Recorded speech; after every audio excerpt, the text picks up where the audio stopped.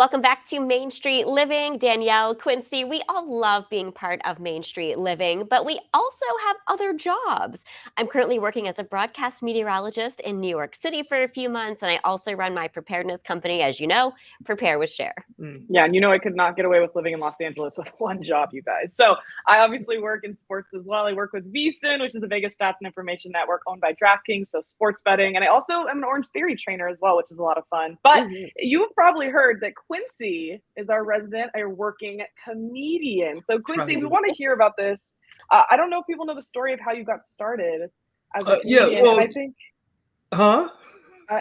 I think there was a missed opportunity of you could have been a world-renowned superstar. Yes, we want to hear this. How did you get into it? Well, it's very brief. I mean, after my Navy career, I was working my first civilian job, and our department had a department outing, and they chose a karaoke bar.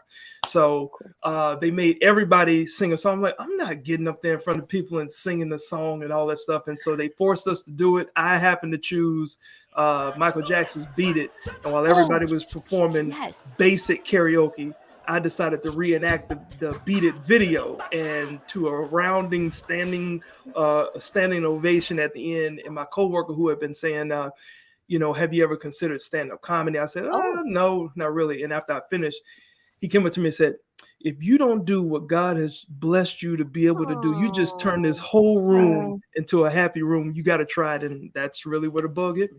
Yes. And one thing I love about your comedy, because I've hosted other shows and we've had you come on and do comedy segments, and they've always been so much fun. But your signature brand, quality comedy, explain to everybody what that means. I think it's great.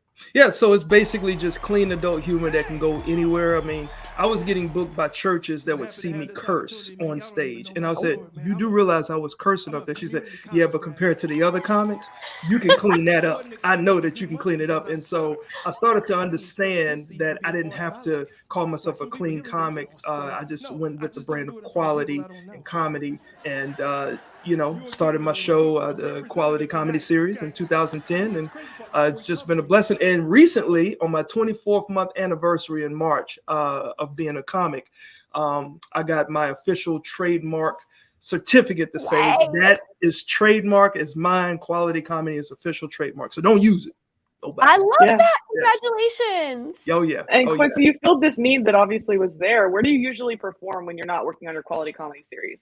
I have opportunities to entertain passengers on cruise ships, which is weird because I was in the Navy, and after I got the Navy, I was sailing the world in the Navy, and now I'm sailing the world, making passengers smile and make their vacations a lot better. It's so fun, but being able to have this brand of quality comedy and keeping things clean for the adults or for family setting, it's been a blessing. And if you guys have not seen Quincy perform like I have, it is a must do. So put it on your calendar.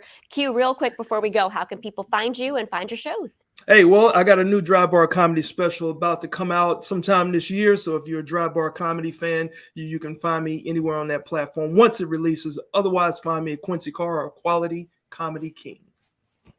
Say that 5 times fast. All right, straight ahead, we have more Main Street Living.